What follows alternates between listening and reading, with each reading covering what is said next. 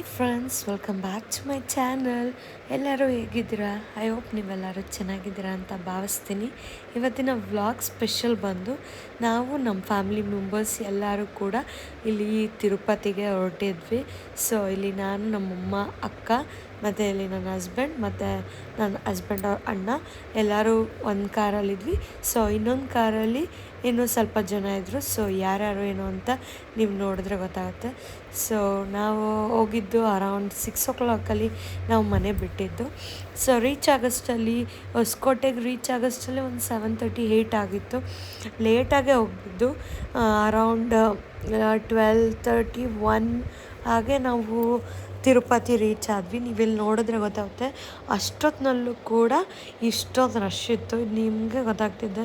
So finally ಈ ಒಂದು symbol ನೋಡೋದಕ್ಕೆ ತುಂಬ ಪೀಸ್ಫುಲ್ ಅನಿಸುತ್ತೆ, ತುಂಬ ಖುಷಿ ಆಗುತ್ತೆ. ಆಮೇಲೆ ತಿರುಪತಿಗೆ ಹೋಗೋ ವೈಬೇ ಬೇರೆ ಅಂತಲೇ ಹೇಳ್ಬೋದು. ಇದು ನಮ್ಮ ಬಿಫೋರ್ ಆ್ಯಂಡ್ ಆಫ್ಟರ್ ಫೇಸಸ್ ನೀವು ನೋಡಿದ್ರೆ ಗೊತ್ತಾಗುತ್ತೆ. ಇದು ನಾವು ರೀಚ್ ಆದಮೇಲೆ ಈ ಥರ ಇತ್ತು. ಇಲ್ಲಿ ನೋಡಿ, ಇನ್ನೊಂದು ಕಾರಲ್ಲಿದ್ದವರು ಅತ್ತೆ, ಅಕ್ಕ, ಇನ್ನೊಂದು ಅತ್ತೆ, ಅಕ್ಕನ ಮಕ್ಕಳು ಎಲ್ಲರದ್ದು ಒಂದು ಕ್ಲಿಪ್ಪಿಂಗ್ ಇರಲಿ, ನಿಮಗೂ ತೋರಿಸ್ದಾಗೆ ಆಗುತ್ತೆ ಅಂದ್ಬಿಟ್ಟು ನಾನೊಂದು ಕ್ಲಿಪ್ಪಿಂಗ್ ತೊಗೊಂಡೆ. ಹಾಗೆ ನಾವು ಎಂಟ್ರಿ ಆದ್ವಿ. ಸೊ ನಾವು ಯಾಕೆ ಅಲ್ಲಿ ಬ್ಯಾಗ್ ಇಟ್ಕೊಂಡಿದ್ವಿ ಅಂದರೆ ನಮ್ಮ ಕಾರೆಲ್ಲ ಚೆಕ್ಕಿಂಗ್ ಆಗುತ್ತಲ್ಲ, ಸೊ ಅಂಥವರೆಗೂ ನಮ್ಮ ಚೆಕ್ಕಿಂಗ್ ಆದಮೇಲೆ ನಮ್ಮ ಬ್ಯಾಗ್ ಎತ್ಕೊಂಡು ನಾವು ನಮ್ಮ ಕಾರ್ಗೋಸ್ಕರ ನಾವಲ್ಲಿ ವೆಯ್ಟ್ ಮಾಡ್ತಾಯಿದ್ವಿ. ಸೊ ಅದೇ ಒಂದು ಕ್ಲಿಪ್ಪಿಂಗ್ ಅದು. ನಿಮಗೆಲ್ಲರಿಗೂ ಗೊತ್ತಿರುತ್ತೆ ಅನಿಸುತ್ತೆ, ತಿರುಪತಿಗೆ ಯಾರೆಲ್ಲ ಹೋಗ್ತೀರಾ ಅವ್ರಿಗೆಲ್ಲ ಇದೆಲ್ಲ ಗೊತ್ತಿರುತ್ತೆ, ಕಾಮನ್ ಇದು. ಸೊ ನಾವು ತಿರುಪತಿಗೆ ಇಯರ್ಲಿ ಒನ್ಸ್ ವಿಸಿಟ್ ಮಾಡ್ತೀವಿ. ಹಾಗೆ ಈ ಸತಿ ಕೂಡ ನನ್ನ ಮದುವೆ ಆದಮೇಲೆ ಹೋಗಬೇಕು ಅಂದ್ಕೊಂಡು ಹೋದಾಗಲಿಲ್ಲ. ಆಫ್ಟರ್ 2-3 ಮಂತ್ಸ್ ನಾವು ಅದಾದಮೇಲೆ ಹೋಗಿದ್ದು. ಇದು ಒಂದು ವಿಡಿಯೋ. ಸೊ ಲೇಟಾಗೆ ಹಾಕ್ತಾಯಿದ್ದೀನಿ, ಯಾರು ಏನೋ ಅಂದ್ಕೊಬೇಡಿ. ಎಲ್ಲ ವೀಡಿಯೋಸು ಇನ್ನು ಮುಂದೆ ಬೇಗನೆ ಬರುತ್ತೆ. ಅದಾದ ಮೇಲೆ ನಾವು ಇವಾಗ ರೀಚ್ ಆದ್ವಿ. ನಾವು ಫುಲ್ ಡೈರೆಕ್ಟಾಗಿ ತಿರುಪತಿ ಬೆಟ್ಟಕ್ಕೆ ಹೋಗ್ಬಿಟ್ವಿ. ನಾವು ಕೆಳಗಡೆನೇ ರೂಮ್ ಮಾಡ್ಕೊತಾ ಇದ್ವಿ ಆಲ್ಮೋಸ್ಟ್ ಒಂದೊಂದು ಸತಿ. ಯಾವಾಗ್ಲೂ ಮೇಲ್ಗಡೆ ಯಾವತ್ತೂ ರೂಮ್ ಮಾಡಿಲ್ಲ, ನಾವು ರೇರಾಗಿ ರೂಮ್ ಮಾಡಿರೋದು.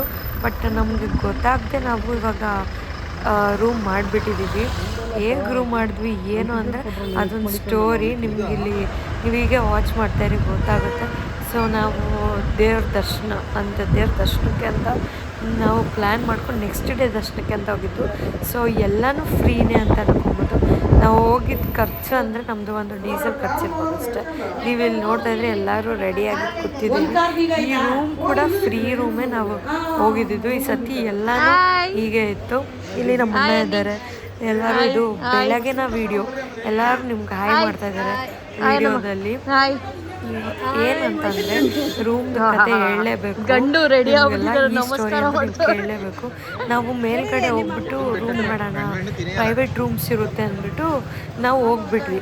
ಬಟ್ ಅಲ್ಲಿ ಹೋದಾಮೇಲೆ ನಮಗೆ ಗೊತ್ತಾಯಿತು ಯಾವುದೇ ಪ್ರೈವೇಟ್ ರೂಮ್ಸ್ ಇಲ್ಲ.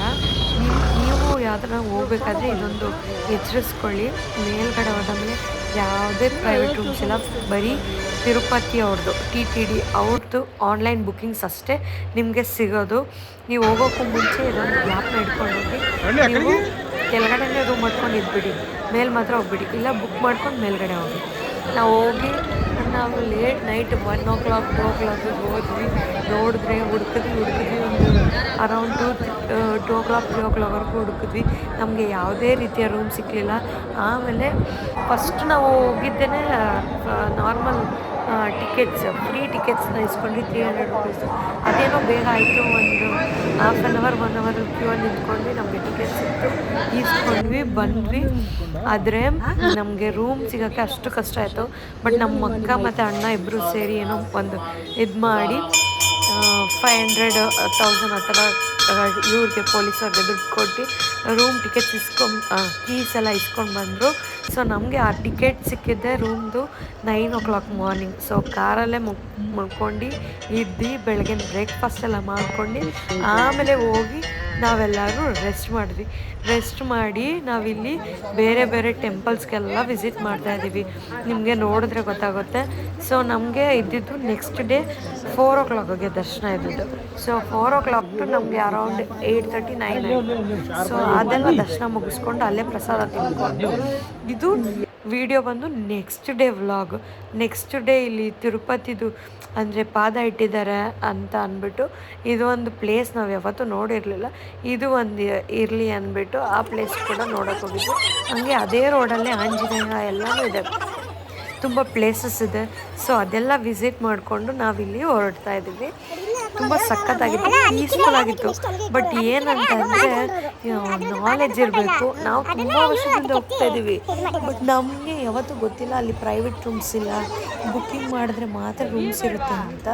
ಅದು ಒಂದು ಎಡವಟ್ ಆಯಿತು.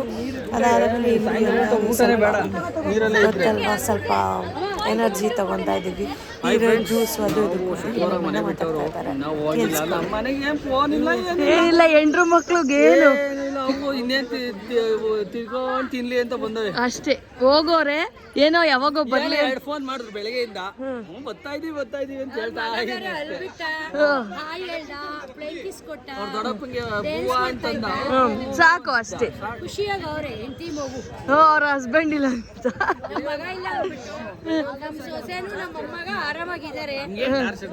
ನಾಳೆಗೆ ಹೋದ್ರು ನಡೀತದೆ. Okay okay.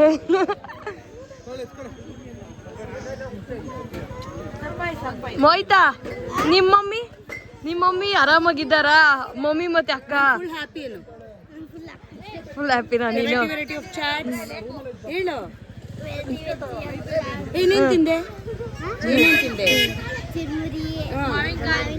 ಎಲ್ಲ ತಿನ್ಕೊಂಡಿವ್ರು ಆರಾಮಾಗಿದಾರ. ಅವ್ರ ಅಮ್ಮನೇನು ಕೇಳ್ಕಂತ ಇಲ್ಲ. ನಿಮ್ಮ ಮಾಮ ಏನು ತಿಂದಿಲ್ಲ ನೋಡು ಪಾಪ. ನಾಮ ಇಕ್ಸ್ಕೊಂಡಿದ್ದಾರೆ.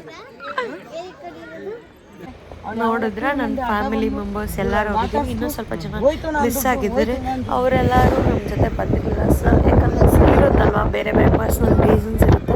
ಅದಾದಮೇಲೆ ನಾವು ಇವಾಗ ನೆಕ್ಸ್ಟ್, ಇದು ನನ್ನ ಫೇವ್ರೆಟ್. ನೀವು ಇಲ್ಲಿ ನೋಡ್ತಾ ಇದ್ದೀರಲ್ಲ, ನಾನು ಚಿಕ್ಕವಳಿಂದನೂ ಹೋದಾಗೆಲ್ಲ ನಮಗೆ ಇಲ್ಲಿ ಹಿಂಗೆ ಫ್ಯಾನ್ ಥರ ತಿರುಗುತ್ತಲ್ಲ, ಅದ್ರ ಹೆಸರು ನಿಜವಾಗ್ಲೂ ಗೊತ್ತಿಲ್ಲ. ಅದು ನನ್ನ ಫೇವ್ರೆಟ್. ಸೊ ಅದು ಒಂದು ಕ್ಲಿಪ್ಪಿಂಗಿರಲಿ ಅಂದ್ಬಿಟ್ಟು ಅದನ್ನು ನೋಡಿಕೊಂಡು ನಾವಿವಾಗ ಇಲ್ಲಿ ಪಾಪನಾಶ್ರಮಕ್ಕೆ ಹೋಗ್ತಾ ಇದ್ದೀವಿ. ಸೊ ಪಾಪನಾಶ್ರಮಕ್ಕೆ ಏನಕ್ಕೆ ಹೋಗ್ತಾರೆ ಅಂತ, ಯಾವುದೇ ರೀತಿಯ ಒಂದು ಪಾಪ ಮಾಡಿದ್ರು ಅಲ್ಲಿಗೆ ಹೋದರೆ ಪಾಪ ವಿಘ್ನ ಆಗುತ್ತೆ ಅನ್ನೋದು ಎಲ್ಲರ ನಂಬಿಕೆ. ಸೊ ಅಲ್ಲಿ ಹೋಗ್ತಾ ಇದ್ದೀವಿ. ಅಲ್ಲಿ ಹೋಗ್ತಾ ಅಲ್ಲಿ ತುಂಬ ಸ್ಕೂಲಲ್ಲಿ ಸಿಕ್ತು. ಇದನ್ನ ಏನಂತ ಹೇಳ್ತಾರೆ, ಕಾರ್ಡ್ ಹಳ್ಳಿಲು ಅಂತ ಹೇಳ್ತಾರಂತೆ. ಸೊ ಅದ್ರದ್ದು ಒಂದು ವಿಡಿಯೋ ಇರಲಿ ಅಂದ್ಬಿಟ್ಟು ನೀವು ಎಲ್ಲರೂ ನೋಡ್ದಂಗೆ ಆಗುತ್ತೆ ಅಂತ. ಸೊ ಅದೊಂದು ವಿಡಿಯೋ ಮಾಡಿಕೊಂಡು ಇಲ್ಲಿ ಹೋಗ್ತಾ ಇದ್ದೀನಿ. ಬಿಸಿಲು ನನ್ನ ಮುಖದಲ್ಲಿ ನೋಡಿದ್ರೆ ಗೊತ್ತಾಗುತ್ತೆ. ನಾನು ಆಚೆ ಹೋದರೆ ಸೆಟ್ಟೇ ಆಗೋಲ್ಲ. ನನಗೆ ನಮ್ಮ ಮನೆಯೇ ಇಷ್ಟ. ಮನೇಲಿ ಆರಾಮಾಗಿರ್ಬೋದು, ಪೀಸ್ಫುಲ್ಲಾಗಿ ತಿಂದ್ಕೊಂಡು ನಿದ್ದೆ ಮಾಡಿಕೊಂಡು. ಹಿಂಗೆ ಆಚೆ ಎಲ್ಲ ಹೋದರೆ ನಮಗೆ ನಿದ್ದೆ ಮಾಡಿದ್ರೆ ಮಾತ್ರ ಆರಾಮ ಅನಿಸುತ್ತೆ, ಇಲ್ಲಾಂದರೆ ಒಂಥರ ಕೋಪ ಬರ್ತಾ ಇರುತ್ತೆ, ಇರಿಟೇಟ್ ಆಗ್ತಾ ಇರುತ್ತೆ. ಇಲ್ಲಿ ಹೋಗ್ತಾ ಇದ್ದೀವಿ, ಇವಾಗ ಎಲ್ಲರೂ ನಡ್ಕೊಂಡು ಹೋಗ್ತಾ ಇದ್ದೀವಿ. ಸೊ ಚಪ್ಪಲೆಲ್ಲ ಬಿಟ್ಟು ಇಲ್ಲಿ ಹೋಗ್ತಾ ಇದ್ದೀವಿ. ಹೋಗ್ಬೇಕಾದ್ರೆ ಇಲ್ಲಿ ಎಲ್ಲ ಅಂಗಡಿಗಳು ಸಿಗುತ್ತೆ. ನೀವೆಲ್ಲರೂ ನೋಡಿರ್ತೀರ ಈ ದೇವಸ್ಥಾನ ಅಂತ ಅಂದ್ಕೊತೀನಿ. ಈ ದೇವಸ್ಥಾನ ಅಂತೂ ನನ್ನ ಫೇವ್ರೆಟ್ ದೇವಸ್ಥಾನ, ಸಕ್ಕತ್ತಾಗಿರುತ್ತೆ. ಅಲ್ಲಿ ನಾವು ಚಿಕ್ಕವರಿದ್ದಾಗೆಲ್ಲ ಹೋದಾಗೆಲ್ಲ ಇಲ್ಲಿ ನೀರಲ್ಲೆಲ್ಲ ಆಟ ಆಡ್ತಾಯಿದ್ವಿ. ಆಮೇಲೆ ಅಲ್ಲಿ ಒಂದು ವೈಬನೇ ಒಂದು ನಮ್ಮಪ್ಪನ ಜ್ಞಾಪನಿಸುತ್ತೆ ನನಗೆ. ತಿರುಪತಿಗೂ ಅಂತ ಹೋದಾಗೆಲ್ಲ ನನಗೆ ನಮ್ಮಪ್ಪನ ನೆನಪಾಗುತ್ತೆ. ನಮ್ಮಪ್ಪ ಅವ್ರಿಗೆ ಕುಂಡಿಸ್ಕೊಂಡು ತಿರುಪತಿ ದೇವ್ರ ದರ್ಶನ ಮಾಡಿಸ್ತಾಯಿದ್ರು. ಸೊ ಅದೆಲ್ಲದಕ್ಕೂ ಲಕ್ ಇರಬೇಕು, ಪುಣ್ಯ ಮಾಡಿರಬೇಕು. ಇವಾಗ ಲಕ್ಕಿಲ್ಲ, ಬಟ್ ಏನಂದರೆ ಅವ್ರು ಸದಾ ಕಾಲ ಏನಂತ ಪ್ರೊಟೆಕ್ಟ್ ಆಗಿ ಇರ್ತಾರೆ ಅಂತ ನಾನು ಅಂದ್ಕೊಂಡು ಇವತ್ತು ಅವ್ರ ಬಗ್ಗೆ ಎಲ್ಲ ಮಾತಾಡೋಲ್ಲ. ಬಟ್ ತಿರುಪತಿಗೆ ಹೋಗಿರೋ ಈ ಒಂದು ವೀಡಿಯೋ ನೋಡಿದಾದ್ಮೇಲೆ ನನಗೆ ಆಬ್ವಿಯಸ್ಲಿ ಅವರಿಗೆ ಅನ್ನೋದು. ನನಗೆ ಅಲ್ಲಿ ಎಲ್ಲ ರೀತಿ ಶಾಪಿಂಗ್ ಮಾಡಿಸ್ಕೊಂಡು, ಎಷ್ಟು ಖರ್ಚು ಮಾಡಿಕೊಂಡು, ತಿನ್ನಿಸ್ಕೊಂಡು, ನಾನು ಏನನ್ನು ಹೇಳ್ತೀನೋ ಅದೆಲ್ಲ ಮಾಡಿಕೊಂಡು ಕರ್ಕೊಂಡ್ಬರ್ತಿದ್ರು. ಅದೇ ರೀತಿ ನನಗೆ ಹಸ್ಬೆಂಡ್ ಫ್ಯಾಮಿಲಿ ಕೂಡ ಮಾಡ್ತಾರೆ. ಬಟ್ ಆದರೂ ನಮ್ಮಪ್ಪ ಅಪ್ಪನೇ ಅಲ್ವಾ, ಸೊ ಅವ್ರ ಪ್ರೀತಿ ಯಾರೂ ಕೊಡೋಕ್ಕಾಗಲ್ಲ. ಅದಕ್ಕೆ ಇದೊಂದು ಏನಂತ ನನ್ನ ಮೆಮೊರಿ ಜ್ಞಾಪನ ಬಂತು. ಸೊ ಅದು ನಿಮ್ಗೆ ಕೂಡ ಶೇರ್ ಮಾಡೋಣ ಅಂದ್ಕೊಂಡು ಶೇರ್ ಮಾಡ್ತಾಯಿದ್ದೀನಿ. ಆಮೇಲೆ ಇಲ್ಲಿ ಗಂಗಮ್ಮ ದೇವಿ ಇದೆ, ಅದು ಒಂದು ಚಿಕ್ಕ ವಿಡಿಯೋ ತೊಗೊಂಡಿದೆ. ಅಷ್ಟಲ್ಲಿ ಅಲ್ಲಿ ಪೂಜಾರಿ ಬೈತಾ ಇದ್ದಾರೆ. ನೀವು ಯಾರಾದರೂ ಅಬ್ಸರ್ವ್ ಮಾಡಿದರೆ ಅದು ನಿಮಗೆ ಗೊತ್ತಾಗುತ್ತೆ. ನನ್ನ ವಾಯ್ಸ್ ಹೊರಟೋಗಿದೆ, ಪ್ಲೀಸ್ ಅಡ್ಜಸ್ಟ್ ಮಾಡ್ಕೊಳ್ಳಿ. ಅದಾದಮೇಲೆ ಇಲ್ಲಿ ನಮ್ಮ ಅಕ್ಕ ಮಗಳು ಮತ್ತು ಅತ್ತೆ ಇಬ್ಬರು ಬರ್ತಾಯಿದ್ದಾರೆ. ಒಂದು ಚೂರು ಏನು ತೀಟೆನೇ ಮಾಡಿಲ್ಲ, ಎಷ್ಟು ಡೀಸೆಂಟ್ ಆಗಿದ್ಲು. ಆಮೇಲೆ ಎಲ್ಲದಕ್ಕೂ ಅಡ್ಜಸ್ಟ್ ಆಗಿ ದೊಡ್ಡವ್ರ ಥರ. ಸೊ ತುಂಬ ಖುಷಿ ಆಯಿತು. ಈ ಥರ ಮಕ್ಕಳನ್ನ ಎಲ್ಲಿಗೆ ಬೇಕಾದರೂ ಕರ್ಕೊಂಡು ಹೋಗ್ಬೋದು, ಯಾವುದೇ ತೊಂದರೆ ಇಲ್ಲ. ನೀವೆಲ್ಲ ಅಬ್ಸರ್ವ್ ಮಾಡಿದ್ರೆ ಬೇಕಾದ್ರೆ ನಮ್ಮ ಕಾರ್ ಮುಂದೆ ಹೋಗಿತ್ತು, ಅದು ಒಂದು ವಿಡಿಯೋ ಇರಲಿ ನಿಮಗೆಲ್ಲರಿಗೂ ತೋರ್ಸೋಣ ಅಂದ್ಬಿಟ್ಟು ವಿಡಿಯೋ ಮಾಡಿಕೊಂಡೆ. ಅದಾದಮೇಲೆ ಇಲ್ಲಿ ಲಾಸ್ಟಲ್ಲಿ ನಾವು ಅದು ತಿರುಪತಿಯಿಂದ ಎಲ್ಲ ಹೋಗ್ಬೇಕಾದ್ರೆ ಇಲ್ಲಿ ಒಂದು ದೇವಸ್ಥಾನಕ್ಕೆ ಹೋಗಿದ್ವಿ, ಆದರೆ ಅದು ಜಾಸ್ತಿ ವೀಡಿಯೋಸ್ ಮಾಡೋಕ್ಕಾಗಲಿಲ್ಲ. ಹೇಗಿತ್ತು ವಿಡಿಯೋ ಅಂತ ಕಮೆಂಟ್ ಮಾಡಿ. Thanks for watching, love you all.